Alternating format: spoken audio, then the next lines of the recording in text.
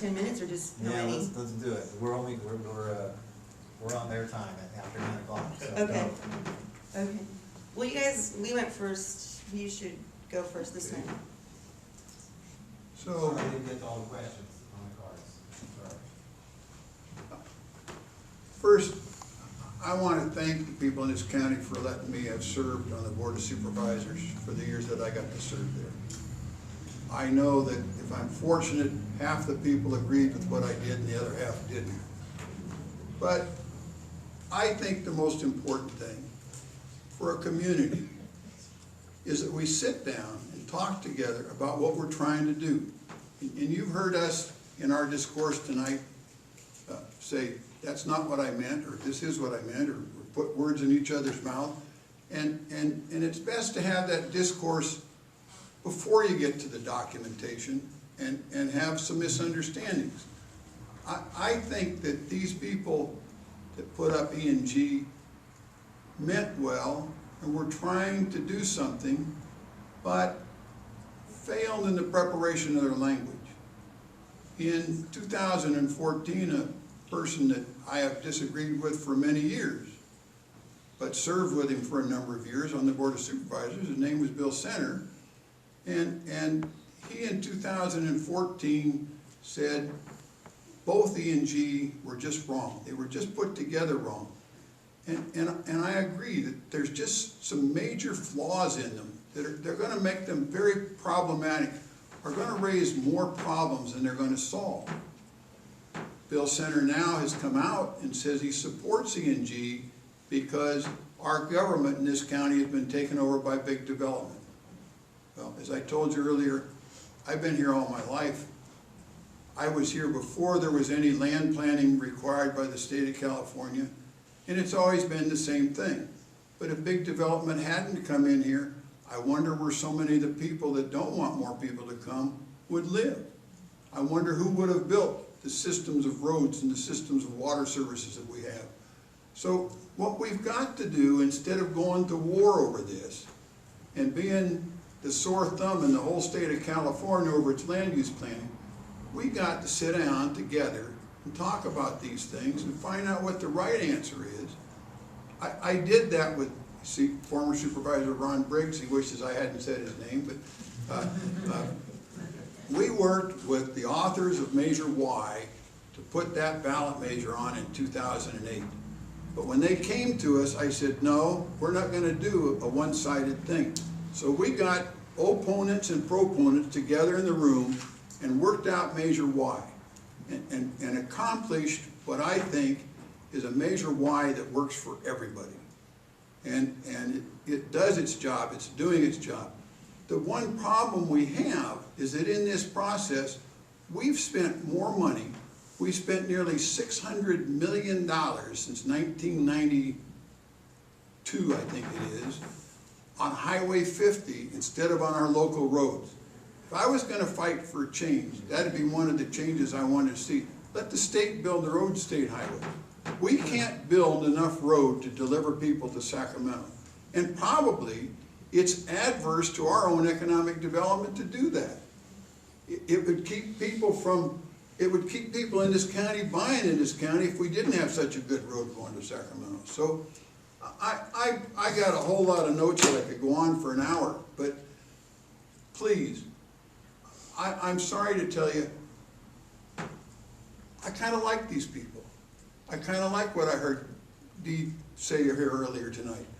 But the language in Measure E and Measure G is simply going to cause more problems that it will solve, and it will not stop the developer's application on the old golf course down here. It will not stop San Stino. It will not stop Marble Valley.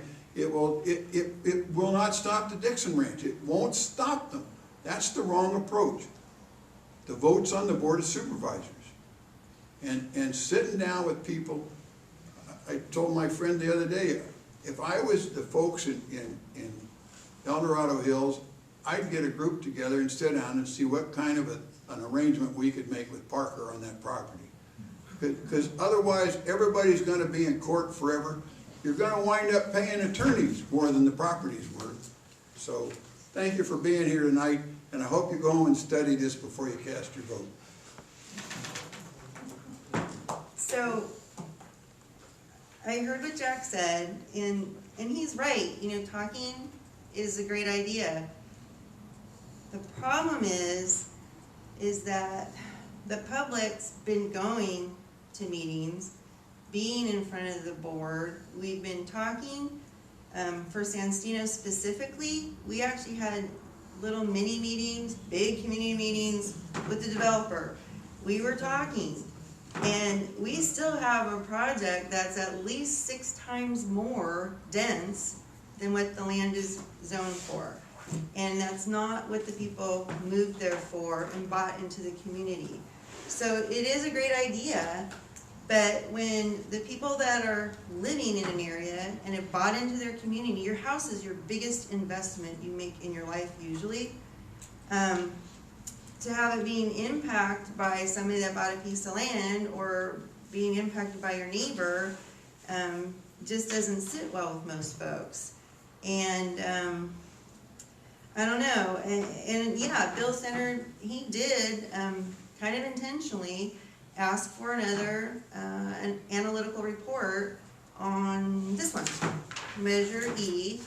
This one was going to be in 2016 regardless because our timeline was kind of late. But he asked for this one because honestly, there were too many measures in 2014 on the ballot. And he kind of didn't want another one. And when you ask for an analytical report, it bumped it out, and here we are. And he's been watching it. The residents are not being heard.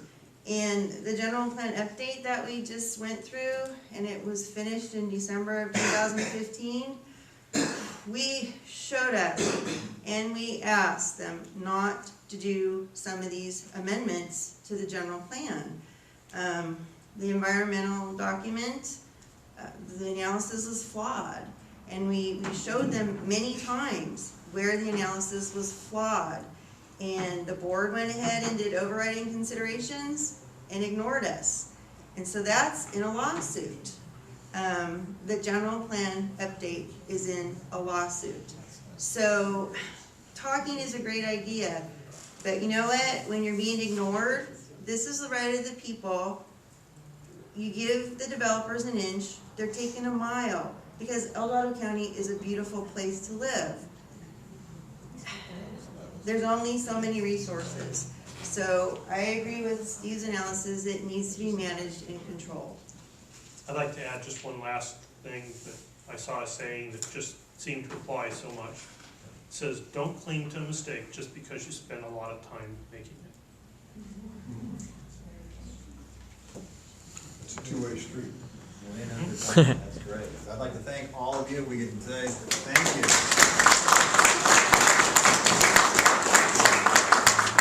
Parting all out. I was a broadcaster at a little radio station up in Nevada City years ago for many years, and there was a guy up there whose name was Sadashiv, and he told me that his name meant truth through the destruction of ignorance.